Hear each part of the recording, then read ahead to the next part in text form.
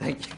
Thank you very much, Madam Chair. First off, let me thank your staff for your help, for their help in addressing this particular bill, and that we agreed upon amendments to 596 that they will be adopted in the Health Committee due to deadline.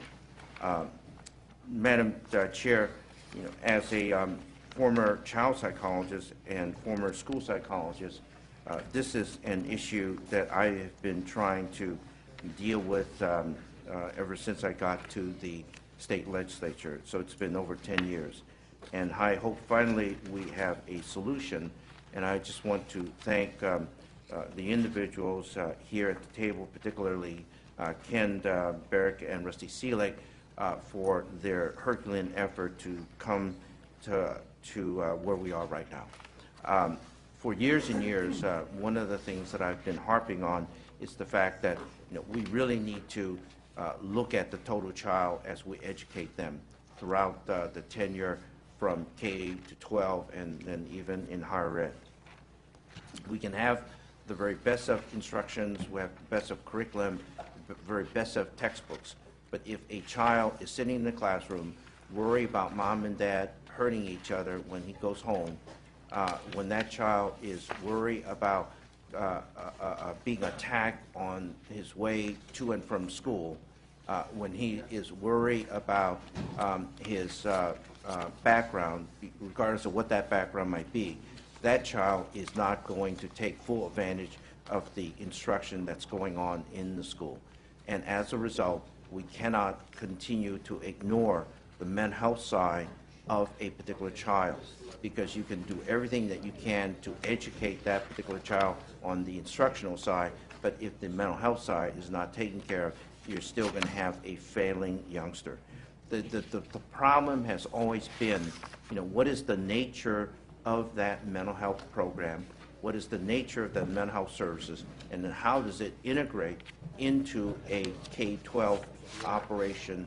How does it integrate into a classroom? How does it integrate into a school? Because traditionally what has happened is that teachers and instructors are so consumed with the instructional side that they don't really have time for the mental health side. Not because they don't care about it, but they just are so loaded up in terms of the instructional side that they don't have enough time. And this particular model that is being proposed integrates both the instructional side and the mental health side.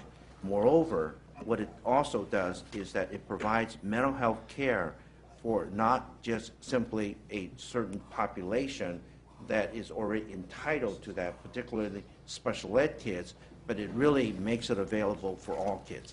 And that's why this particular model now brings in all of the different elements that have really forced this issue never to get to the table, and finally it is here now. And so with that, again, I just want to thank Ken and Rusty for their help with my staff and your staff to really make this a program, a model that is not only effective but hopefully sustainable. So with that, urge an aye vote. Thank you. Okay, those in support of the bill. Madam Chair, members of the committee, my name is Ken Barrick, and I'm the founder and CEO of the Seneca family of agencies, and I'm also a member of the Alameda County Board of Education. And holding those two roles is what led me to want to work on this issue. You all are very aware of the community schools movement, of the current movements to bring mental health into the schools. This is the next iteration of that movement, and we've done a great deal to bring mental health intervention into schools. And we've also done a great deal to think about special education and how we can help students that are struggling most profoundly. What we haven't done, as well as I think we would like to, is integrate those movements also with efforts for school climate and school culture in the form of an RTI, response to intervention format, a tiered format that says how do we most effectively identify those intervention points and opportunities, both school-wide in groups and individually that are going to maximize our funding and make that funding help students in the most efficient ways. Right now, about 60% of funding for special education statewide ends up going into more restrictive environments, into non-public schools, into special day classes. This bill makes an effort to turn that dynamic upside down. If you take the amount of resource that's currently used outside of mainstream classrooms and find ways to integrate it into mainstream classrooms and to integrate those efforts with school climate, school culture, we believe you can find intervention points that are far more effective. And that by finding those more effective intervention points, earlier intervention points, and more effective intervention points, you can use the overall funding more effectively. That's the premise of this bill, to integrate school climate, school culture efforts as a primary intervention, special education, early intervention efforts, and mental health into a single well-coordinated program. So we believe that this bill can change the current dynamics both in special education and mental health, and can change the texture and quality of students' experience, particularly for those students who are struggling most profoundly. Thank you. Thank you. Next. Thank you. Rusty Selix, California Council of Community Mental Health Agencies. In the 26 years I've been advocating for mental health, we've been aware of the fact that schools are the best place to identify and help children as early as possible in their onset. This is the first time I've seen a proposal that really integrates it in a way that really works, in a way that I think the $2.5 million that would be invested in this over 3 years could have $100 for $1 savings, because it would produce savings in special education, child welfare, criminal justice, and Medi-Cal, because you're going to help kids early in the onset of their mental health problems and keep those mental health problems from becoming severe and disabling, which is what tends to happen by the traditional approach, by separating mental health and education and waiting until the child is far behind in their school performance. This is an incredibly brilliant program, and the purpose of this bill is to create the awareness and study of it so that all the school districts and county mental health programs in the state can see the value of it and choose to make this investment. Thank you. Next. Madam Chair, members, Jeff Frost, representing the California Association of School Psychologists. I would agree with the two previous speakers and go on to say that only about 1% of the students in California public schools have IEPs, but about 60, 70, 80% of our resources are spent there. And there are probably about 20% of our students that have some type of mental health disorder or challenge that is going untreated. The question is how you address those. This bill is certainly one way to do that. Our association also strongly supports the positive behavior intervention and support model, which is not a curriculum but an overall structure of how you address student needs. So as this bill moves, I would hope that the committee would think about all of those integration points, and we support the bill. Thank you. Thank you. Madam Chair, members, Doug Kim with the Primary Care Association. We represent about nearly 1,000 community clinics and health centers throughout the state. We serve over 5 million patients in disadvantaged communities. The overwhelming number of our patients are Medi-Cal enrollees or folks that have no health coverage at all. We provide mental health services. A significant portion of our patients are children. We think this is a very good bill. It will help us do our job better for our children, patients who need mental health services. We're pleased to support the bill. Thank you very much. Others in support of the bill?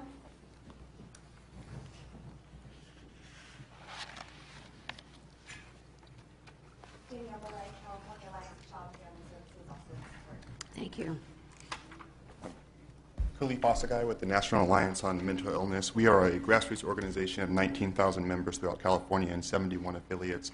Our organization does not have an official position on the bill yet, but I will be recommending that we support the tenets of the bill fall in line with our public policy platform, specifically that undiagnosed and inadequately treated mental illness impacts a student's ability to learn, and students should be able to access these services on campus during school hours, during their regular classes, isolating students from their classroom when they should be integrated into the same environment as everybody else because of their mental health issues hurts their ability to learn and to grow. So we would love to see this bill move forward and hope to come back with a strong support position. Thank you. Hi, my name is Leo Fuchs. I'm the principal of a school in Oakland with 97% students, 90% of whom receive free reduced price lunch. I think that this is an opportunity to support students in a dramatically more effective way. I support the bill. Thank you. I'm a parent of a child, Your name, please. LaTanya, and I'm a parent of a child who receives therapeutic counseling through these services, and I support this bill. Thank you very much. Okay, any others in support of the bill? Any opposition to the bill? Seeing none. Bill has been moved. Are there questions from members? Senator Huff. Senator Yee, Yes, sir. I guess my concerns on this is some schools already have something similar to this that they've incorporated. We've gone through a whole exercise in the last year of changing how our schools are funded with the local control funding formula. So we are trying to get away from the categorical spending and let local schools decide. And in doing so, we've weighted it very heavily toward the very population, it seems, that you're targeting this. So my question is, rather than another top-down program from Sacramento, why don't we let them figure out what the most efficient way to make a healthy and safe environment with the newfound money they will be getting already? I think you make a good point, but let me just tell you that I would like to take credit for all this. I'd like to say this is a top, from the top to the bottom, and this issue and this idea, this model is bottom up. It comes from the grassroots at the classroom level, at the school level. And so what this bill does not mandate any changes whatsoever. All it does is to provide a pilot as to whether or not this particular model is effective, and more importantly for me, is whether or not it's sustainable. Interestingly, within this particular model, it has some of your elements, because if you hear the presentation, what he is saying, what Ken is saying, is that regardless of whether or not it is special ed or regular ed, individuals are going to be treated under this particular model based on needs. And that, I think, addresses some of your concern. But then, mind you, one of the things, I've spent 10 years in the schools working as a psychologist. Which prepared you well for this building, I understand. It prepared me well to handle the tough questions from you, my friend. Thank you. Yeah, I was a psych major too, just not at the level you were. But one of the things that is important about categoricals or dedicated funding is that you at least are assured that certain issues are addressed. It may not have the kind of flexibility that we would all like, but I think that this particular model provides a blending. It doesn't take away some of the categoricals, but in fact, it does allow a movement of youngsters across the needs of those youngsters, as opposed to just simply particular silos that they belong to. I appreciate the passion and the experience you bring to the issue. I think our concerns are not the what we need to do, but how we do it and how we fund it. And just if we ramp that up to all the schools in the state, it's about a $6 billion solution. So I understand this is a pilot, but if it produces well, there'll be a lot of pressure to do the other. And I'd love to see a pilot that demonstrates the need, goes away, and then they use the existing funding to make it happen as is necessary, or something along that line. Well, just note that there are two pilots, two north and two south. And the last time I checked, I think you're from south. So you might think about it. Yes, well, we rule the state, you know that,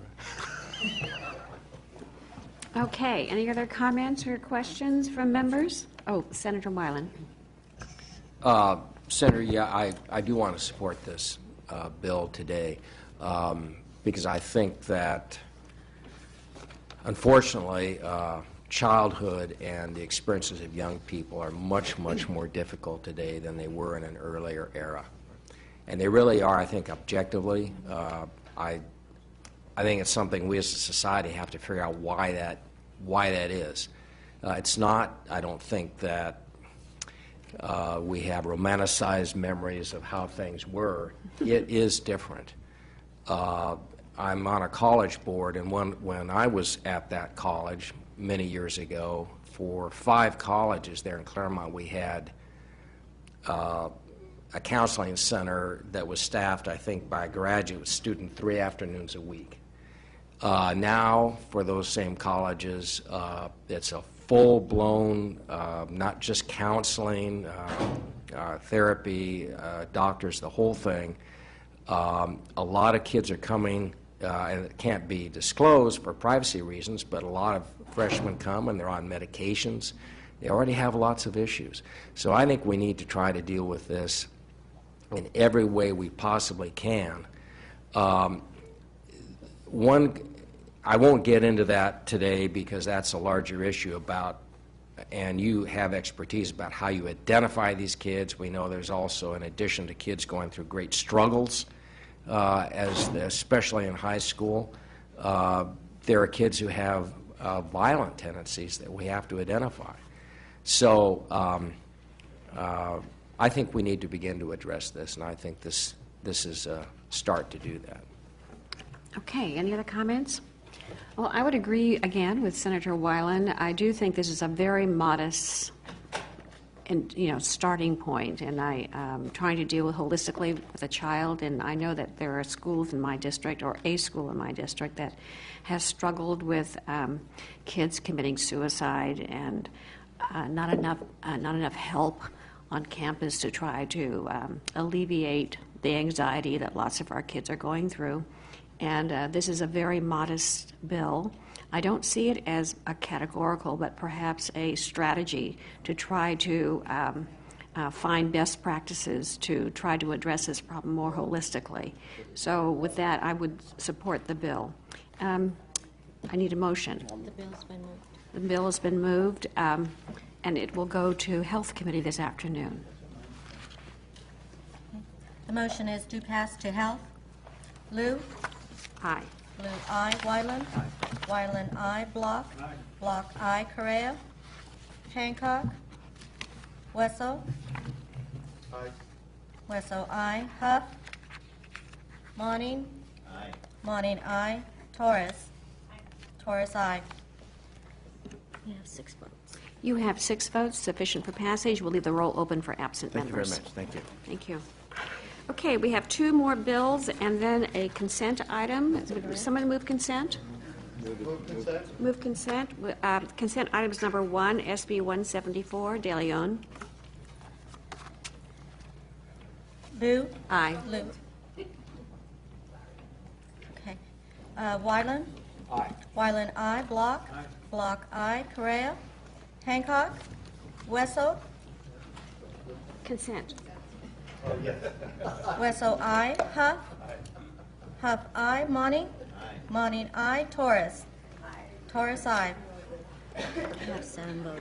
Okay, so we have 7 votes on consent, and we'll leave the roll open for absent members. Okay, Senator Weiland, you are doing both of Senator Anderson's bill, item 3, SB 428, and item 6, SB 687. The first one is school safety, SB 428. Did you say? SB 428?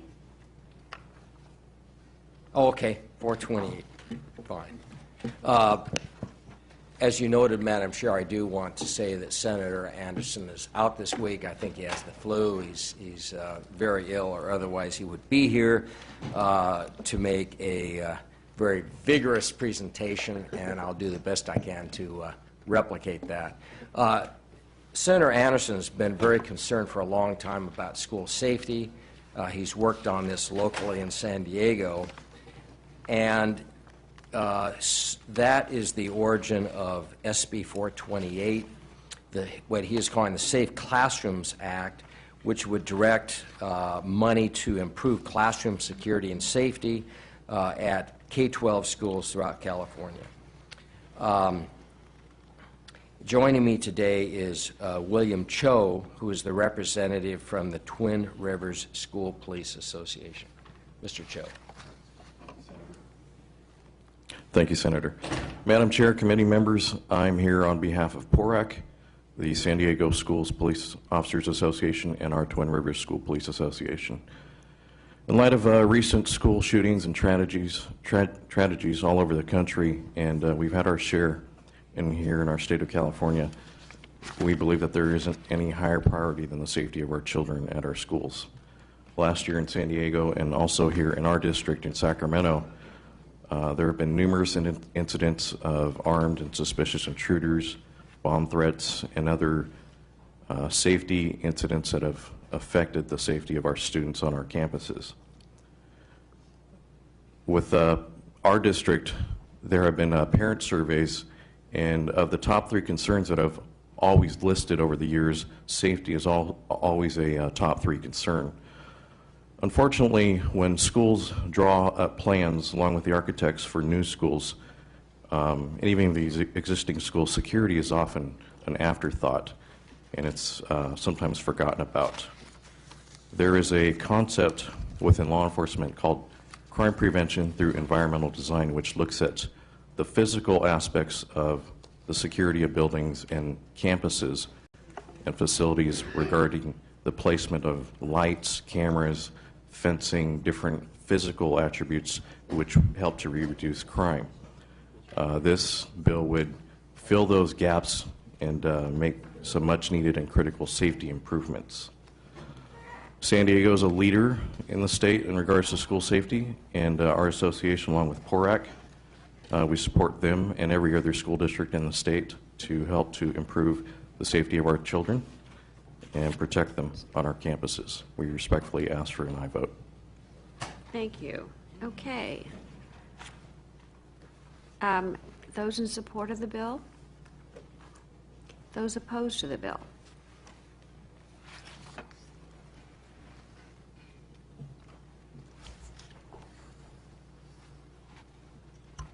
Laura Preston with the Association of California School Administrators. We are not opposed to school safety. I want to make that perfectly clear. In fact, the number 1 role of a school administrator is to ensure the safety of their students. Otherwise, no learning can be taking place at a school site. What we're concerned about is twofold. One, we believe that the money for this purpose should be coming out of a state school bond, and we would love to work with the author to get a school facility bond on the 2014 ballot and have provisions within that bond go for this purpose. And second of all, with the local control funding formula that was just passed last year and is just going through its first iteration, school districts can already spend money and direct money for this purpose under the local control funding formula, and we don't want to see $850 million now be delegated to a specific purpose at this time. We would rather allow local school districts to make that determination. So for those 2 reasons, we are opposed. Thank you. Any other opposition to the bill?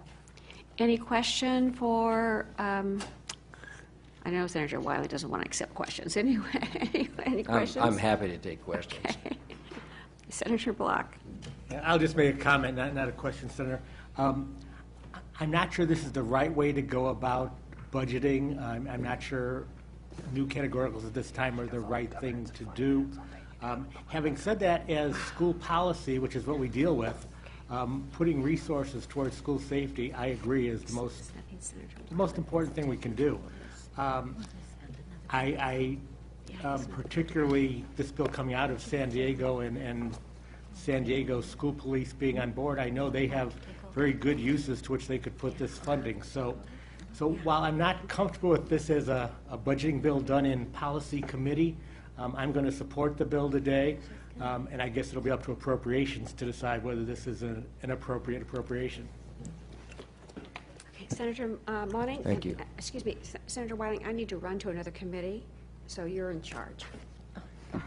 Or Senator Hubb's in charge.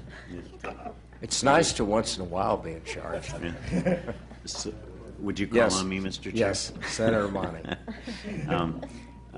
I share everything that Senator Block just shared, but I'm going to reach a different conclusion because of the concerns raised by the school administrators. And I just want to be on record of, applauding Senator Anderson's focus and those that want to improve school safety. Clearly, my concern doesn't go against that objective. We share it in all of our communities.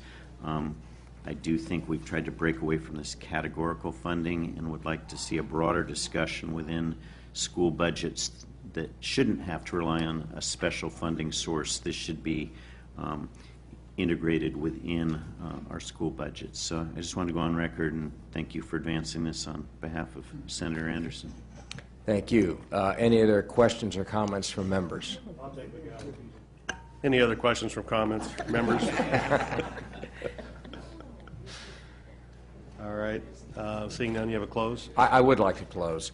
And first, I'd like to address the issue of categoricals. It's true that with the local control funding formula, many and other measures, many of those categoricals are gone. There are a few that remain. And as noted in the testimony, school safety is paramount for parents, and especially in today's environment when we hear about some of these horrible incidents, and some are more minor. Parents have school safety in mind in a way that they never did in an earlier era. Just as in an earlier era, you know, if you had talked about mental health in K-12, most parents really wouldn't have known what you were talking about. But now they certainly do, and now they certainly do about public safety. So I think Senator Anderson's point, and the one I want to make, would be this is actually deserving in policy committee, and then later on in approps where it can deal with the fiscal issues of support because of its unique situation and public safety.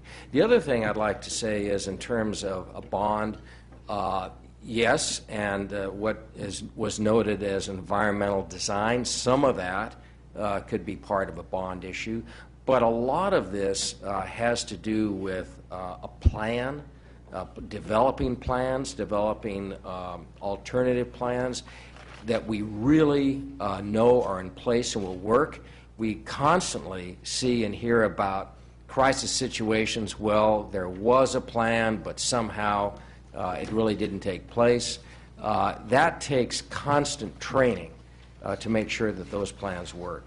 So, and I think some of the other areas, too, aren't typically dealt with bond. They're usually simple expenditures like cameras in schools where there's high problems with security.